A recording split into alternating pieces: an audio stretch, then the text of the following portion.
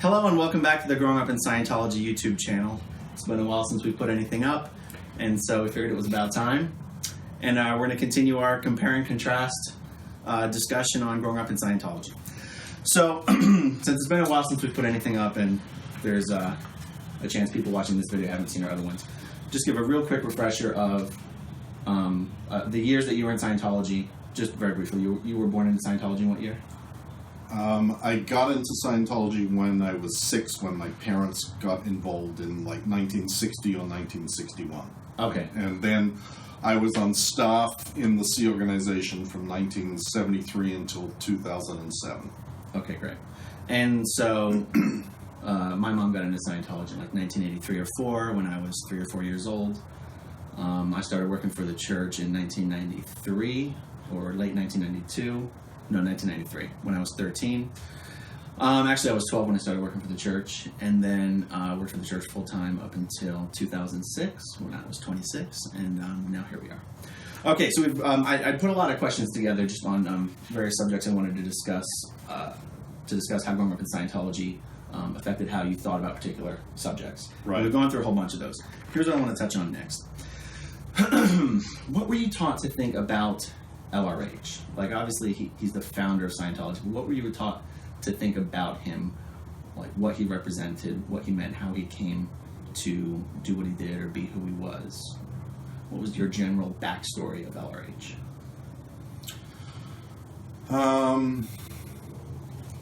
I think but that there's sort of two aspects to that, Aaron. Right. One is, what was I taught by reason of, what would my parents say or what would other Scientologists say when I was growing up, which there wasn't that much indoctrination into L. Ron Hubbard is this or L. Ron Hubbard is that, other than, he made great discoveries. Mm-hmm. That was kind of the, he's a great man who made great discoveries about the human condition and how to resolve it. Right.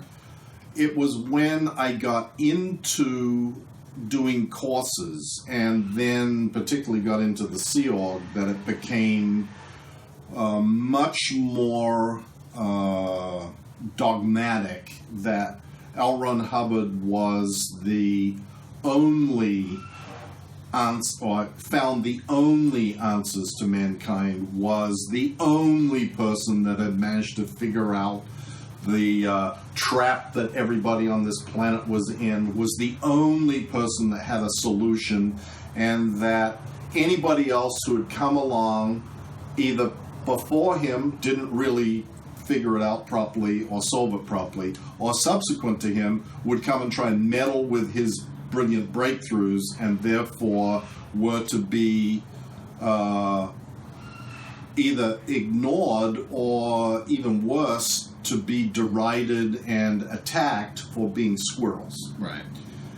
The idea that L. Ron Hubbard was, Hubbard said on a number of occasions, I'm just a man, I'm not a god, I'm not this, I'm not that. Somewhat tongue-in-cheek, frankly, because if you read a lot of what he wrote, he portrays himself as, I came here from some other planet to save mankind. I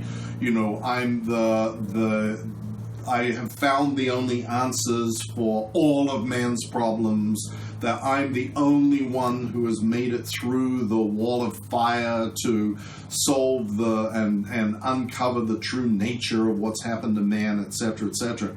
That's what he said.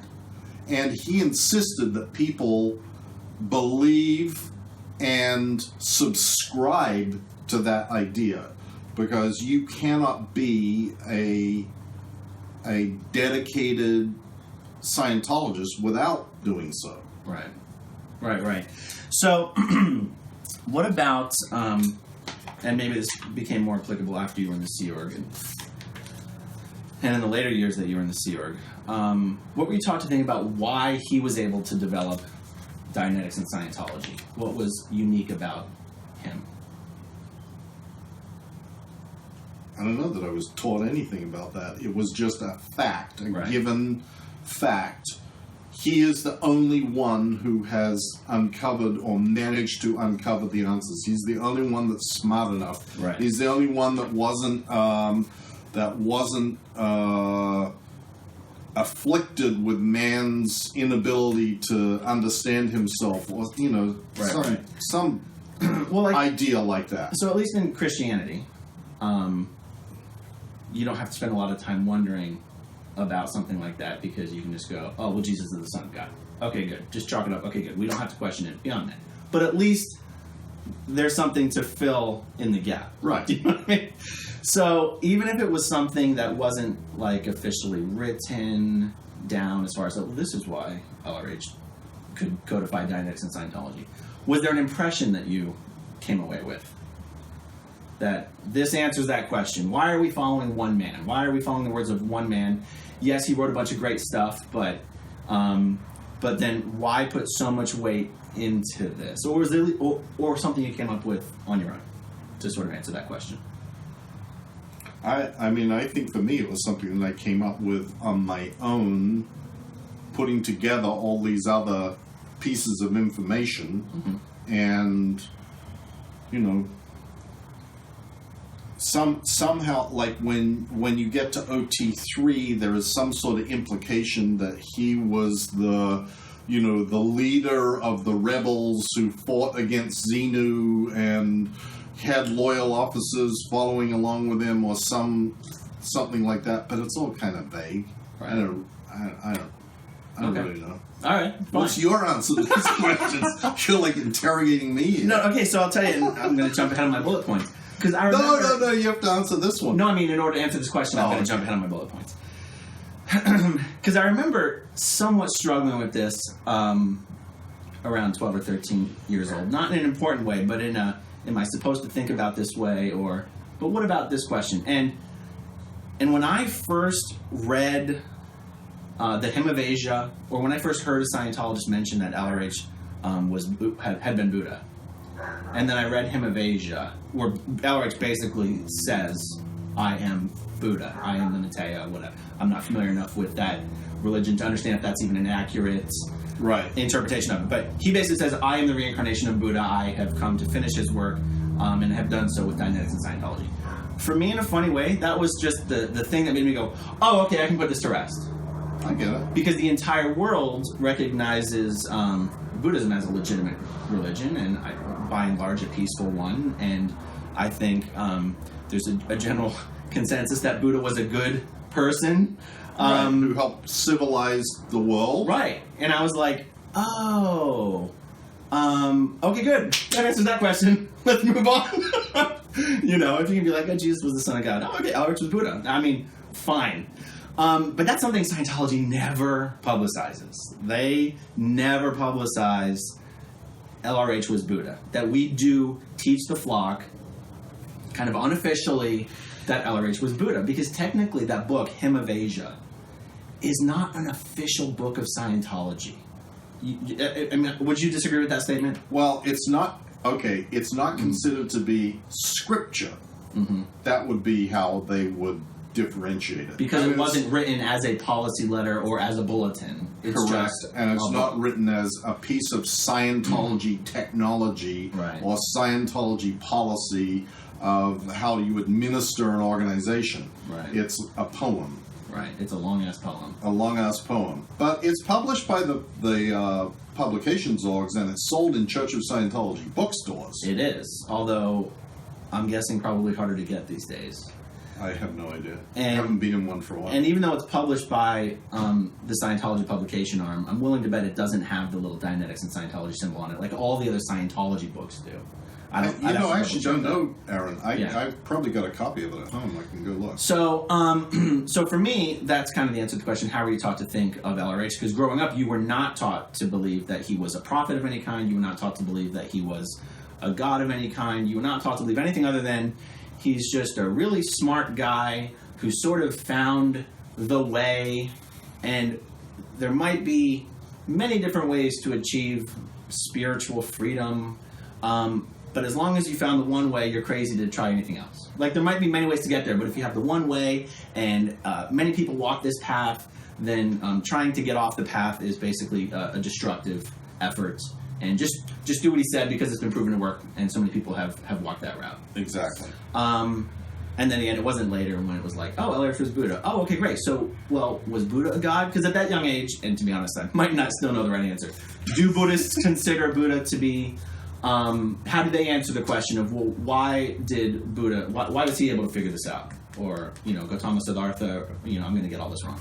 Like, I don't know how they answer that question, but for me, thinking that Buddha was kind of a god, I was like, oh, okay, so we're a religion, and you don't have to call L. Ron Hubbard a god, but if he was Buddha and Buddha was a god, okay, we're all good. We're all square. Yeah, well, Buddhists do not consider that Buddha was a god. And right. They consider that he managed to, and this is one of these parallels with Scientology, he managed to discover the path to spiritual freedom through self-enlightenment. Right.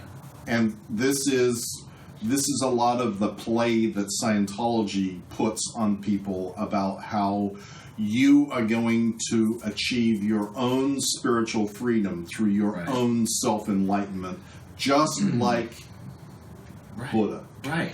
In fact, I remember thinking how appropriate it was that was the reincarnation story, because in that way, Scientology is kind of similar to Buddhism. It's the religion without a god.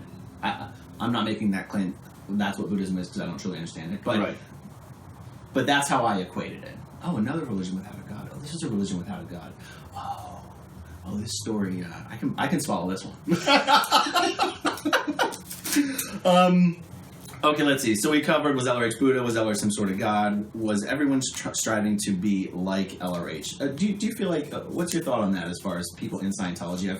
I've heard a criticism that Scientology is really, everyone's just trying, the pitch is be more yourself, be your own person, find out who you truly are, but really as you kind of ascend up the training and auditing levels, you're really just becoming more like LRH. Well, I'm not sure about sending up the auditing and training levels. I mean, there is a dicta in Scientology, which is if you don't know the answer, do what Ron says. Mm-hmm. And that is a much more heavily pounded in dogma than think for yourself. Right. It really is. What would Ron do? Think for yourself is a marketing slogan. What would Ron do, or do what Ron says, are dictates. Absolutely. Absolutely. Even in the training films. There's one training film I can think of in particular where there's an actor pretending to be L. Ron Hubbard, and there's an actor pretending to be one of his messengers, and then there's two conversations amongst messengers, and one of them just looks to the other and is like, when in doubt, just do what Ron would do. Now, growing up in Scientology, I was never exposed, I'd never heard of the what would Jesus do, right? Because that's a thing, right? What would Jesus do?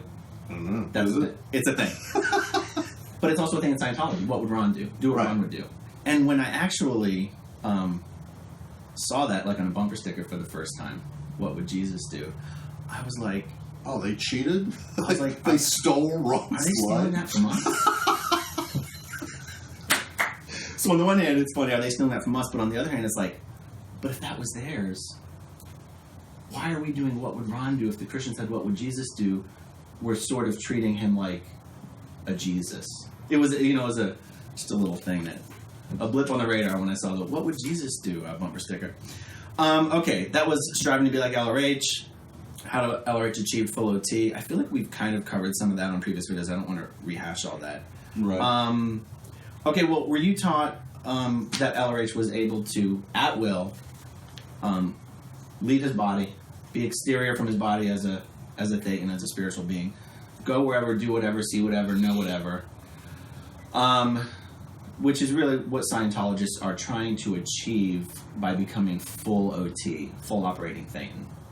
I mean, I think that's a safe thing to say, that people's main hope is that they're going to achieve the ability to causatively and at will exteriorize from your body.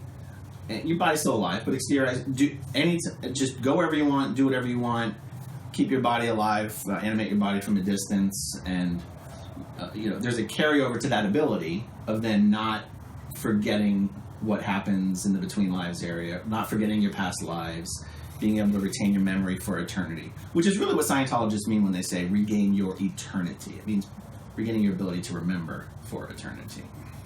Because Scientologists guess already that- I believe guess that that's things live forever. Right. Right. So it's actually regaining your past. Regaining your past and your Rather than ability your to, future. to continually remember. That's a good point. I hadn't thought about that. Did you grow up believing that LRH had attained that level of ability of just being able to causatively exteriorize from the body at will? Believing it, yes. Did anybody ever really tell me that? No. Right. It's like implied. Right. Like you kind of go, well, if he says that the top, that OT8 or whatever means that you are at cause over matter, energy, space, and time, or that L11 is you're exterior at will, blah blah, permanently, blah blah blah blah. That's right. How could he possibly figure that out if he didn't do it? Exactly. So it's just kind of one of these things of, oh well, he must have those abilities, right? Because if he didn't have those abilities, how is it that he is saying that you can now achieve those abilities by doing what I say? Right. Well, then, did he not do it himself to be able to say, you better do what I say? Right. That it's like... Right. It's like this logical sequence of thought, but you don't really think about that. Yeah. It just kind of comes osmosis through the walls and the people and the books and the materials. So for me, it was that exact same thing, combined with the fact that growing up from a very young age, I was constantly seeing people who did these levels, finished the levels, and then in their success story that they gave, attested to having attained those results. Right.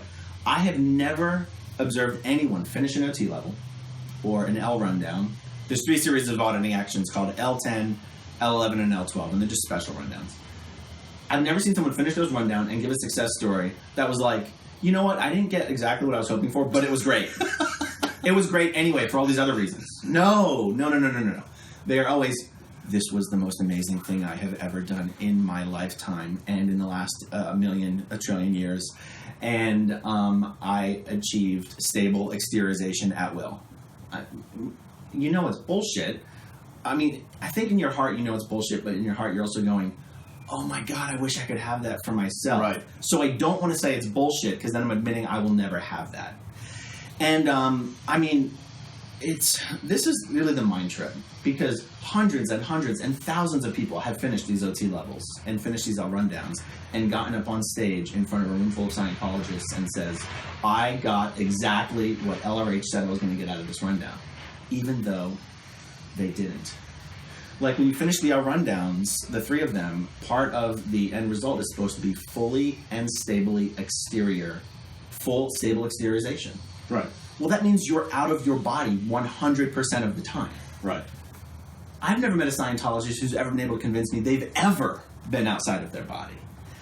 And I'm harping on this a little bit because this is what keeps people in Scientology. Right? It's one of the things. It's one of the things, but it's one of the most important because it's kind of like if a Christian were afraid to leave the church because they truly believe they go to hell for eternity. In Scientology, you believe that LRH has achieved these states. You're also aware that, to the best of our knowledge, we're only aware of this lifetime. We don't remember our previous lives and whatnot. And if you truly believe that someone has already walked the path of being able to remember all of your lives forever and not forget what happens every time you die, then you don't give a shit what kind of criticisms the world has to levy against L. Ron Hubbard. You don't give a shit if there are criminal investigations into the activities of the church. It's easy to go, look, there might be some bad apples, but we're not going to throw away the only chance to ever achieve eternal memory and freedom from the physical form because of some noise. Right? And it's also what makes people afraid to leave Scientology, because usually when people are in the church and they start experiencing abuses, they start seeing abuses of the ethics process, abuses of auditing. They're seeing abuses, but they still believe in Scientology. Right. So what's going to make you walk out the door on any given day? if you think that Scientology is the only thing that can give you what Scientology has promised to give you, that's what people will put up with. People put up with almost anything. Right. And it's not until people are pushed to the turn brink. over enormous amounts of money for it. Right. I mean, and usually I think there's an apparency that a lot of the high-profile guys who've left and a lot of the lower-profile guys who've left, that they get to a point where they're just fed up and they walk out and they're like, leave me the fuck alone, don't ever talk to me again. That's not how it happens. That's not how it happened with me. It's usually, and I'm not trying to make a broad sweeping generality, but I'll take me and my family members and people I intimately know about. They're usually pushed to a point where they hold their ground on some issue, but they're not trying to leave Scientology. So this might be about disconnection. They're holding their ground that they shouldn't have to disconnect from X person. And they're saying, this is an injustice, this is an injustice. And yet, they're also hoping to be able to handle it so that everything's fine. And then eventually the church says, no, it's not fine, and we're going to give you the final ultimatum, we're going to kick you out. And it's devastating. But then that person also has the time and the freedom to start looking and reading stuff they've never been able to look at and read before. And then they realize gradually, oh, that shouldn't have been so devastating to me. What's more devastating is that I stayed for so long. Do you know what I mean? Yeah, exactly. People don't just go running for the door after, 10 or 20 years in Scientology. They usually end up being kicked out by fighting a fight they would never had any chance of winning. And then they have the freedom to actually see the truth of what was happening the whole time. That was certainly true for me. I fought until the bitter end to not get kicked out of Scientology, Now, you and some other key executives from international management are the exception to that rule, where it got so bad, you just walked out the fucking door. Well, but you still believed when you walked out the door. That's how bad it got. That's true. You left anyway. Exactly. Right. Because it was intolerable to me, and there was nothing worse in my mind than carrying on doing what I was doing and being subjected to what I was being subjected to. Right. So it was like, I think Mark Hadley said it once. He said, kill me. I'll die rather than carry on doing this. Right. That's the sort of level that you reach of desperation, and you don't want to not be a Scientologist. Right. You're sort of, it's this horrible push and pull of, you feel like there is something good about Scientology, you don't want to get rid of that, but there's all this bad that's happening and you can't tolerate it anymore, and so what do you do? Right. And I think that that's pretty much a true thing for everybody. Right. Like, I think that there are exceptions to the rule, but as a generality, I think that's pretty true. And only once you then have sort of separated yourself from that world or that bubble, do you then start analyzing, wait a minute, this doesn't seem, if this is wrong, well, maybe that's wrong. And if that's wrong, maybe this is wrong. And if, it just starts you down that slippery slope that really has no bottom of figuring out how what sort of mind fuck there is that you've been involved in. Right. Yeah, and when you said you don't want to not be a Scientologist, when I said I fought until the bitter end not to get kicked out of Scientology, that wasn't even because I wanted to do auditing so badly. That was because I didn't want my life to be turned upside down. I didn't want my friends and my family and my job to go away. Right. And that has nothing to do with whether you even believe in Scientology. So even if you don't believe in Scientology, you have an incentive to stay in Scientology, right? Very true. Okay, good. Let's see what else we got here. Clearing the planet. Growing up in Scientology, what did you think that even meant?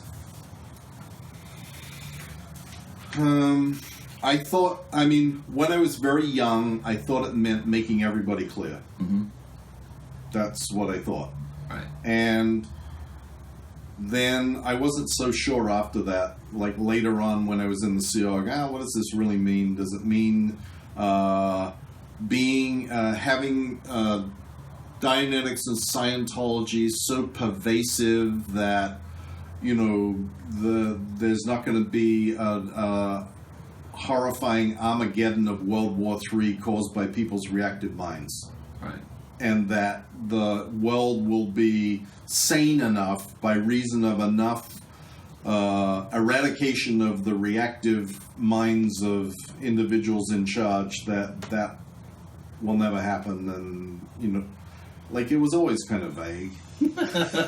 Never really made a whole lot of sense, and it never really, you know, it's funny, like when I was there, I never really, it was like a slogan, not something that I gave a lot of thought to, but it was kind of like a, you know, make America great again, clear the planet. Like, what does this mean? Right. It doesn't really have any meaning unless you can attach the particular actions or results or whatever to accomplishing that. Right. You can't just keep saying it. Right. But actually you can. Yeah. It becomes a catchphrase that people, like in Scientology, this is a thing that people say. Right. We're trying to clear the planet. We're clearing the planet. Planetary clearing is becoming a reality. Planetary clearing is a reality. Planetary clearing will be a reality. It's always something in the future. I mean, it's like the something to put there as a big overall purpose for everybody to get behind. So it's funny because you spent so much time in the Sea Org. I spent much less time in the Sea Org. Now, Scientology's purpose, they say, is to clear the planet. That's not actually the purpose of the Sea Org. The Sea Org says its purpose is to put in ethics on the planet so that clearing the planet can occur. Correct. But it is interesting that the purpose of the entire group is to clear the planet, and yet the members of that group do not have a clear definition of what the fuck that even means. I know. That's why I analogized it to Make America Great Again. It's like it becomes a catchphrase, and it sounds great. I mean, to Scientologists, clearing the planet sounds like the most wonderful thing. But Right. what is it? Right. What does it? There's no definition for it. There's certainly no progress toward it. Right. Although they keep telling themselves that next week's thing is going to be what's going to make that a reality. Finally open the door to planetary clearing. Like 3 years ago, it was superpower was it. That was the solution to planetary clearing. After 30 years of sitting in a fucking mothball closet and not being released, now it was going to be released, and this will be planetary clearing. Ideologues are going to make the sump is going to make planetary clearing. Everything's going to make it a reality, and nothing else has any impact on it whatsoever. But people inside the bubble keep hanging on to, we're clearing the planet, planetary clearing. It's like a mantra. Right. So here's my evolution of understanding of what that phrase was supposed to mean. When I was younger, I thought, like you said, just auditing every single person on the planet to clear. Never mind the fact that it takes a dedicated Scientologist absolutely years, sometimes, of auditing to achieve the state of clear. Right. And there aren't that many auditors in Scientology, which is ironic because that's all Scientology exists for. Okay, then, while I was training at Flag, that understanding evolved into, no. You don't have to audit everyone to clear. All you have to do is tip the theta to n theta ratio on planet Earth so that the dwindling spiral, because dwindling spiral is a phrase L. Ron Hubbard uses a lot, that the world is in a dwindling spiral. It just gets worse. It's unstoppable. And that Scientology exists to reverse the dwindling spiral. So the concept is that theta is just, I guess, positive life force. It's the force, and then n theta is the dark side. Yes? Correct. Okay. And so that on this world... And I'm Yoda. But you're Darth Vader because you're in black. Thank you. On this world, due to the reactive minds of the collective many, there's more n theta than theta. Yeah. But as Scientologists go up the bridge, and as more people get introduced to Scientology, there's a certain amount of theta that gets generated just by people recognizing the truth of Scientology, regardless of auditing or whatever. And that as more and more people get on the OT levels, it's releasing massive quantities of theta. And that eventually, once you get more theta than N theta, you've reversed the dwindling spiral. Now, you may have a long way to travel back up to where we want to be, but the spiral's been reversed, and that is the definition of finally having a cleared earth.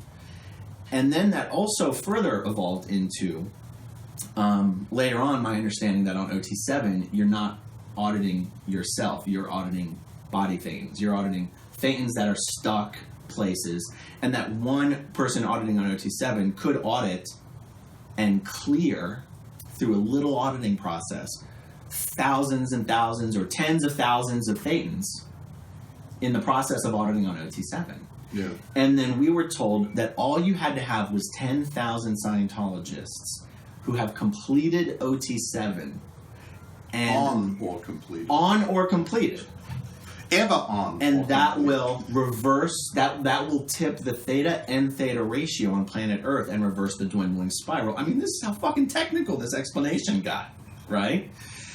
And this is partially why Scientologists don't feel like they have faith. Scientologists, as a Scientologist, I never feel like I believed Scientology. I felt like the truth of it was self-evident. It wasn't faith.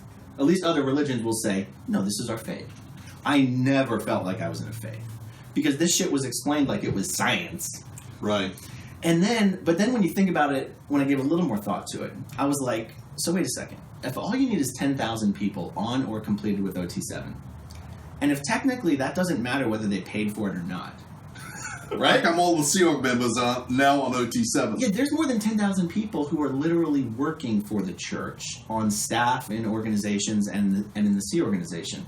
So why wouldn't you just shut the doors for 3 to 5 years, get all of those people through OT7, and accomplish what you say you're trying to accomplish, which is a cleared earth? You don't need any money at this point to do that, and yet it's not being done. Well, it's the same question as, well, if the solution to this is to get all logs to ideal, why not just spend $1 billion of the $3 billion that you've got and make them all ideal? Right. Why not pay people to come and even be on staff? Right. Like, why not give it all away for free? Why not spend all this accumulated capital that you have, either in terms of money or people, right, to accomplish what you say you're trying to accomplish? Right. And it's these little things that when you're in it, when you're in Scientology intensely on a daily basis, whether you're a public Scientologist or a staff member, you just don't have time or an incentive to think about things like this. Well, incentive. I mean, you've got to be very careful about what you think about, right, because you're going to end up being sec-checked over it. Right. Like, you can't start having bad thoughts. I mean, seriously, I know that sounds ridiculous. No, it's true. You cannot have bad thoughts about things. You can have bad thoughts about L. Ron Hubbard. You can have bad thoughts about David Miscavige. You can have bad thoughts about Scientology. Or am I being told the truth? Or is this really real? Or whatever. Right. It's like, you can't do that. Yeah. And continue. So it's that same... You are constantly being confronted with that question. Should I or shouldn't I? Right. What am I going to lose? What is the cost-benefit ratio of... And it goes from leaving the Sea Org, or leaving Scientology, or leaving staff, or having bad thoughts. Right. It's all... They're just harmonics of the same question of... What's the upside, what's the downside, and there's a hell of a lot of downsides that have been built into that system. Right. You know, I recently read 1984 and Animal Farm. So did I. They were books that LRH frequently referred to in his early lectures because he positioned Scientology as the tool that would prevent an Orwellian society from coming into existence. Right. And so it's this weird sort of kind of positive reinforcement loop in Scientology where he talks about these things, the Orwellian world, as being distasteful, and Scientology as being the tool to prevent that. But when I read these books, I was like, have any Scientologists actually fucking read these books? Because they're basically about Scientology, right? Like, what LRH said he was trying to prevent from coming about, he created. Yeah, intentionally or otherwise. That can be debated. But it's the same thing with hypnotism. Right. I mean, the thought police is from 1984. The thought police is what Scientology has become. LRH actually jokingly would use this phrase, all men are created equal, some are just created more equal than others. And he would say that phrase as if Scientologists were better people than other people. That's a phrase from Animal Farm. I thought LRH created that phrase. And then I read the book, I was like, what the fuck? I was like, that's supposed to be a bad thing. That's supposed to be a fascist type thing, you know? Anyway. All right. Slight tangent there. Okay, so that was clearing the planet. What was Scientologist? What were you thinking about people? Okay. I want to jump to talking about just some more standalone kind of topics. So, back when the shooting happened at the Pulse nightclub in Orlando, yeah, I remember you and I had said, we got to sit down and do a little video discussing Scientology's actual take on gays, homosexuality, and their public position, and just sort of set the record straight on that. So I'll just let you take the lead. How do you characterize Scientology's? How do you characterize Scientology's official stance on homosexuality? Their official stance is, like many other official stances that the church takes, is a PR position. It's not what Scientologists really believe. Scientologists do believe that being homosexual is low on the tone scale. That it is 1.1, chronically 1.1 on the tone scale, which, according to Hubbard, is the worst tone level, chronic tone level, for anybody to be in, and that Scientology is designed to raise you up the tone scale. So by definition, Scientology is supposed to cure being homosexual. Because if it raises you from 1.1 chronic tone level, that means that you're no longer going to be a homosexual, because homosexuals are at 1.1 on the tone scale. So 1.1 on the tone scale, is that, what does it say? Does it say homosexual? It's 1.1? Yeah. No. What it means, the emotional tone level of 1.1 in Scientology is called covert hostility. And the little graphic, because there's a pictorial representation of these tone levels, is someone smiling to your face and holding a knife behind their back. Right. Covert hostility. And that is where Scientology puts homosexuality. Correct. And even though... Very clear. I mean, right. It's not... this is not a point of dispute. Right.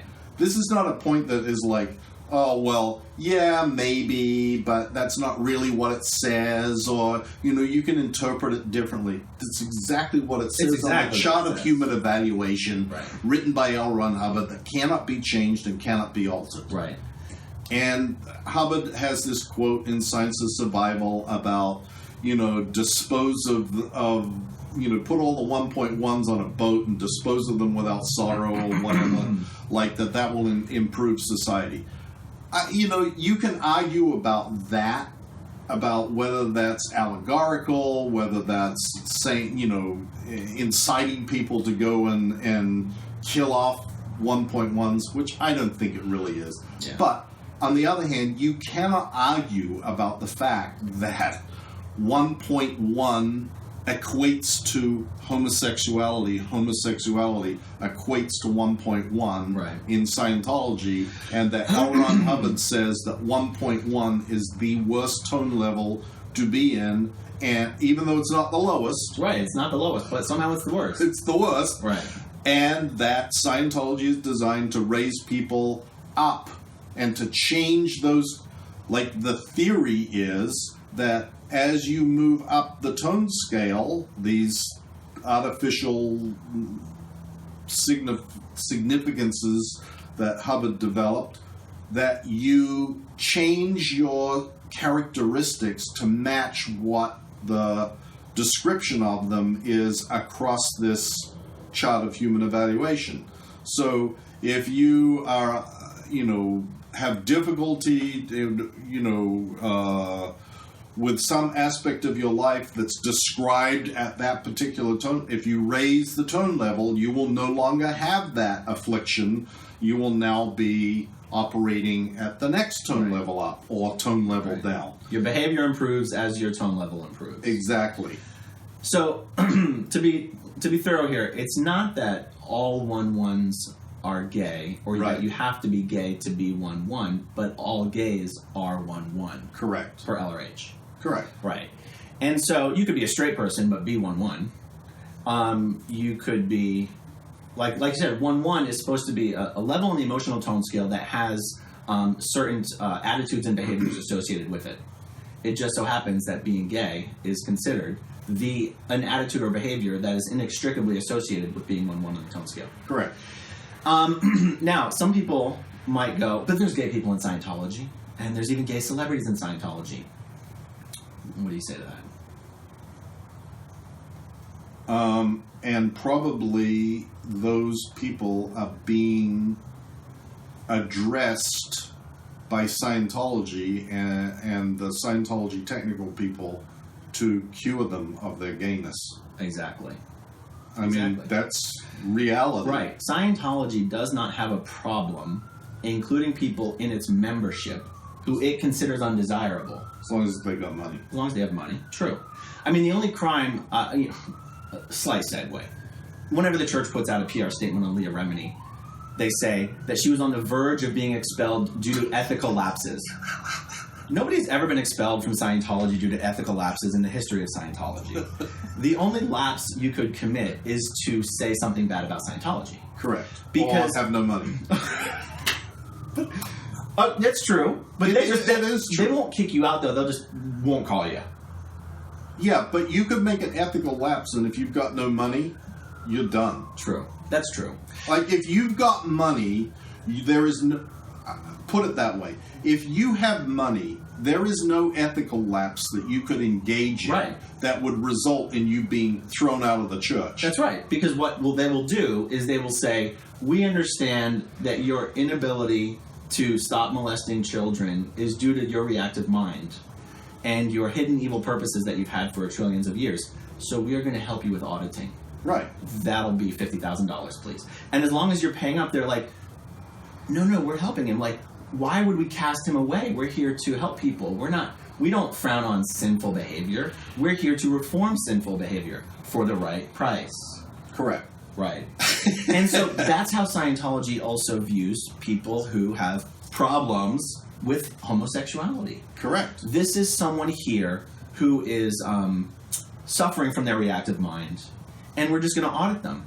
Now, I have known people who were gay, actually openly gay, who were permitted to get all the auditing necessary up to the state of clear and allowed to attest to the state of clear.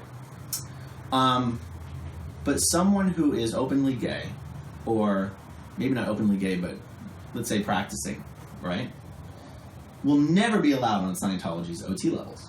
Ever. These days. Okay, true. Because back in the day, yeah, that's right, these days. And I just knew of one guy in particular, I just won't name his name,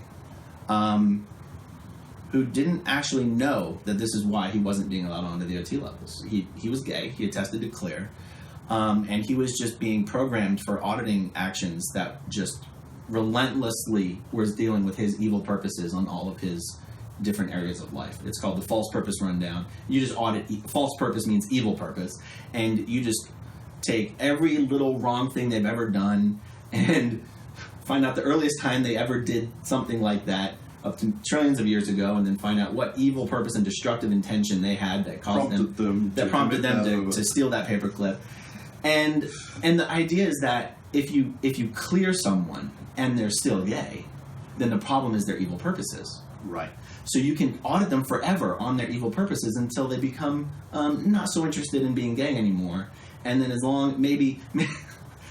maybe they have to prove they can go without practicing homosexuality for a couple years, and then they'll be allowed onto the OT levels. But nobody will actually say that to a public Scientologist. Correct. Nobody will say, hey, listen, we got to talk about this gayness. You're not going to be on the OT levels. They're like, no, because if you tell him that, then he will maybe pretend not to be gay to get on the OT levels. You have to just keep auditing his evil purposes, and then he will really become not gay anymore. And then, when we've proven that Scientology has worked on this person, then we'll let him onto the OT levels. This is how seriously Scientology considers the offense of being gay. So, because it's been written about in the press, I'll just mention it. Catherine Bell is publicly living with a woman, in a relationship with a woman. I haven't seen her featured in many Scientology mags, but she's still a Scientologist, right? She's still a Scientologist. Catherine Bell's been a Scientologist for decades. She knows what Scientology thinks about being gay. Right. And yet she, in recent memory, divorced her husband and moved in with another Scientology woman, and they're in a relationship. And this has already been written about. I'm not outing anybody. How do you process that?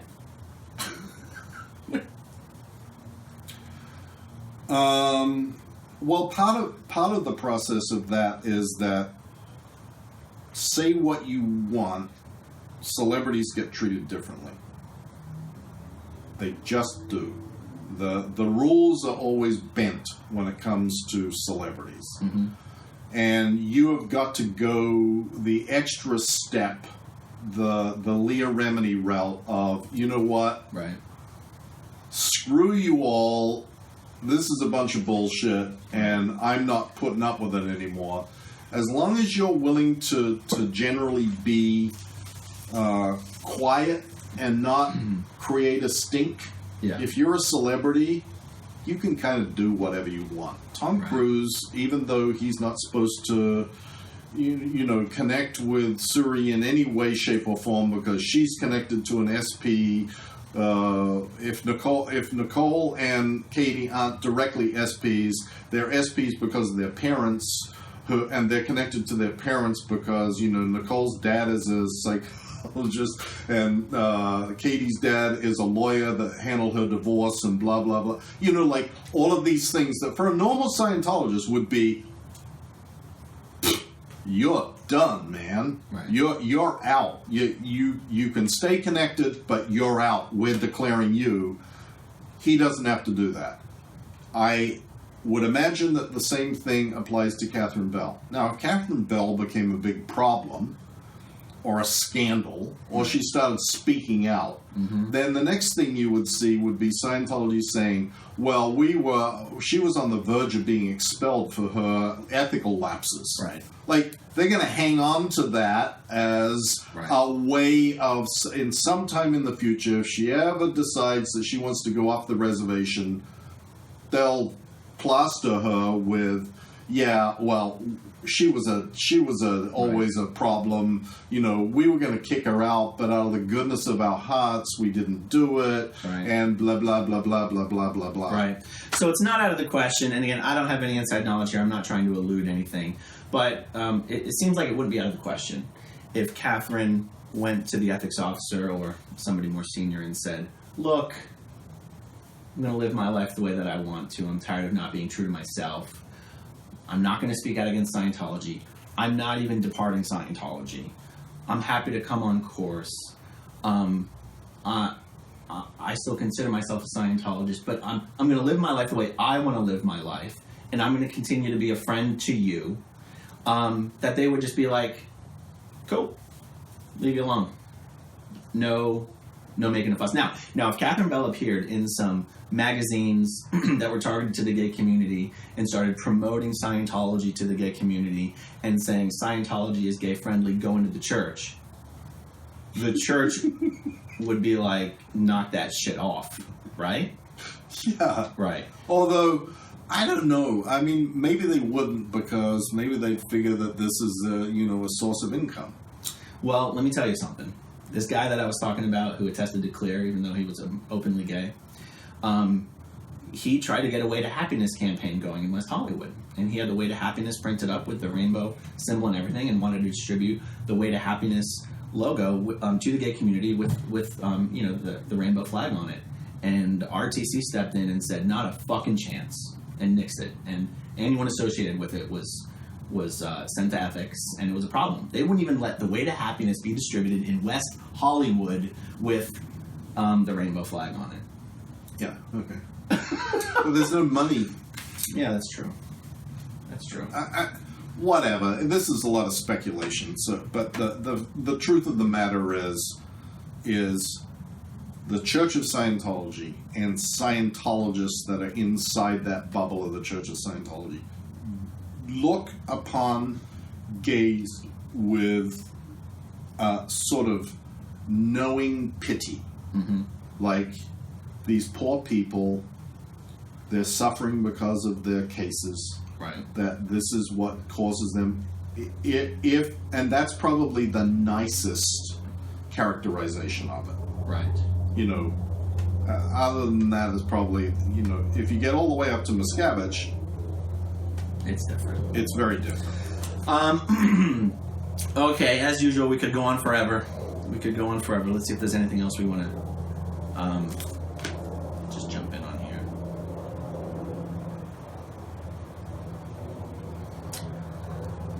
Oh man, so much of this I want to cover. But,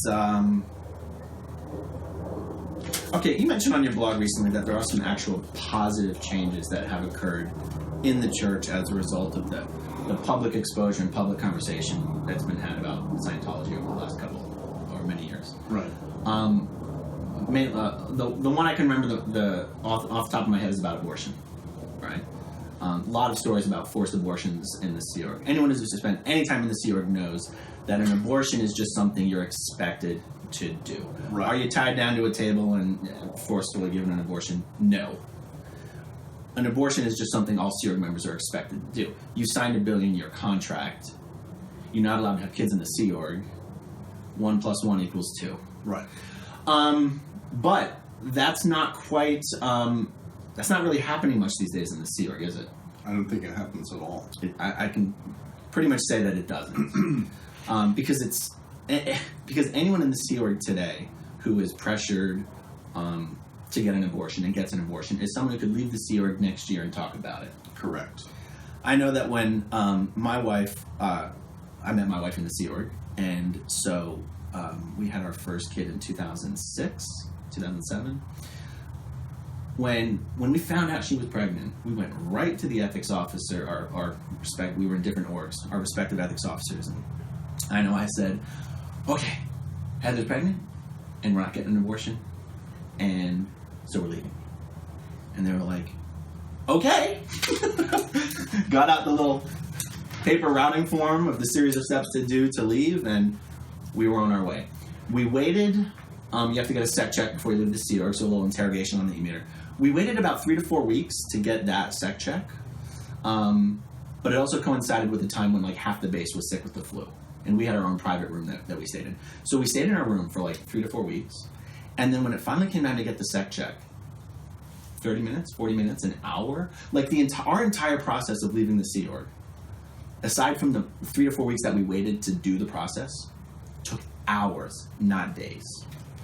They do not want pregnant people walking around the base. They do not want people who are pregnant and leaving talking to other Sea Org members. And that was 10 years ago. So I can imagine, but what was happening at that time, but we didn't know it because we were in the bubble of the Sea Org. What was happening at that time is there was starting to be a lot of public backlash against the church, a church for forcing its clergy to get abortions, which is so anti-religious based on the American concept of that, that it was a problem. So the reforms that are happening are as a direct result of public exposure. I feel like there was 1 or 2 other things that you mentioned in your blog that... I don't think the whole exists anymore. Right. Exactly. I think that physical assaults on people have probably been curtailed to being virtually nothing. Right. I think that's too much of a liability. I mean, for a while there was a ban on people getting married because they were afraid that if people got married, they'd get pregnant, and that because they can't stop abortion, can't pressure people into having abortions. This was at the nth base. Right. That eventually that got relaxed, and people were allowed to get married again after 4 years or something. Right. I think that ultimately the biggest thing that has to change is the disconnection, and that is going to require a lot more than just a few stories being told here and there, or a little bit of negative publicity. I mean, they've had a lot of negative publicity already. I'm not saying that negative publicity isn't going to be effective, but that is a core. It's relatively easy to change the abortion thing because in the overall scheme of things, it doesn't have that big an impact on what's happening from the perspective of Miscavige and the management of the church. Get rid of disconnection and you lose control of everybody. Right. Because it is a mechanism of control. And so that's much more difficult to get, to reform. But eventually it will. Right. I mean, eventually that will happen. Enough outcry, enough social pressure, enough political pressure, it will be forced to change. Right. Yeah. Okay, last thing that we'll tease in this video, and then we'll wrap it up. So, something that's going to be getting a lot more exposure over the next year or two is the subject of child sex crimes in Scientology. And we're not going to get into any specific case stories right now, but what I wanted to do was sort of... As opposed to pornography filming? Okay, fine. I'll have to mention it. Okay, so Leah Remini's got her A&E show coming up, and so she spent a couple days here interviewing me. You were here, and then magically, there were some gear trucks out front, some lighting trucks. Magically, the rumor around the neighborhood in the next week was that we'd been filming a porn. Now, at first I was flattered. Because I was like, was I the on-screen talent, or was I, long gone? But I'm like, okay, what was it about, my picket fence wife, 3 daughters, and 2 dogs that screams porn studio? I don't really doubt that rumor was started by some of the local Scientologists who were encouraged to do that. No, but here's the thing. So, I asked you the question recently, and just give me the same answer. I just want to get it on camera. I thought that there was a chance that because of the religious priest penitent aspect of that religions are granted and that Scientology has, that if someone confessed to sexually assaulting a child, that there would be no burden to disclose that fact to the authorities. Is that true? No. Why? That is not. Why? Because there are presumptions in the law that protect children, and that is a senior concept. The protection of children is almost above anything else in the law. And I think that this goes state by state, and I think it's different in different states. But generally, if you become aware, no matter how, whether you're there is a very strong presumption that a doctor-patient relationship is pretty impenetrable. Mm-hmm. Or what about a psychiatrist? I mean, that's a doctor. Psychiatrist has the same obligation. I believe that in many places if you become aware and believe that there has been child abuse that has occurred, you have an obligation to report it. Do you believe, and I know you're not a lawyer, but you can play one here. Do you believe that applies to simply, I say simply, to statutory rape as opposed to forced rape? I understand it's statutory for a reason, that you can't consent, but you know what I mean. There's a difference between a 16-year-old or 15-year-old and a 9-year-old. I actually don't know the answer to that, Aaron. Okay. I suspect not. I suspect that is presumed to be the responsibility of the state to determine whether that is actionable or not actionable, and therefore the presumption is always to the benefit of the child. Oh, when you said you expect not, you mean you expect there's not an exemption for statutory rape? I expect there is not. So I know, but I don't really know, and I don't want anybody to get I get it. I haven't made any study of this, but frankly, now there are more and more people that are coming forward with stories about this, and I believe that as this show now airs, there's going to be even more. Right. And just literally in the last few weeks, I have had emails, or Leah has had emails from 4 different people who are telling stories about the sexual abuse that they suffered in the Sea Org. Right. So, remember I mentioned that when my wife and I left the Sea Org, what we weren't aware is that there was blowback the church was experiencing that we were not aware of, that was resulting in internal changes. Mm-hmm. I was in the Sea Org when the church started to, when the organization I was working in, and all of the organizations on the PAC base in Los Angeles, basically received instructions that we were to change how we were handling it when people confessed to having sex with minors in auditing. Now, not raping minors, statutory rape. They were to be routed out of the org. They were to be, it was not something you just said, well, you got off and over in auditing, so it's protected. These people were considered to be a threat to the security of the church when they made these confessions. Mm-hmm. Now, that doesn't mean they were reported to the authorities. It was covered up, hushed up, get the person off of auditing lines so we don't have to keep hearing them say that they've done these things. And it might even be that the person was barred from doing OT levels or something like that.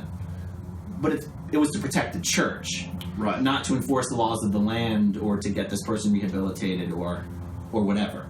There was a specific point in time around 2005, 2006 where people who had in the past admitted to having sex with minors had to be at least kept off lines until I don't know if there's a statute of limitations or whatever it is, but they started to get very sensitive to it.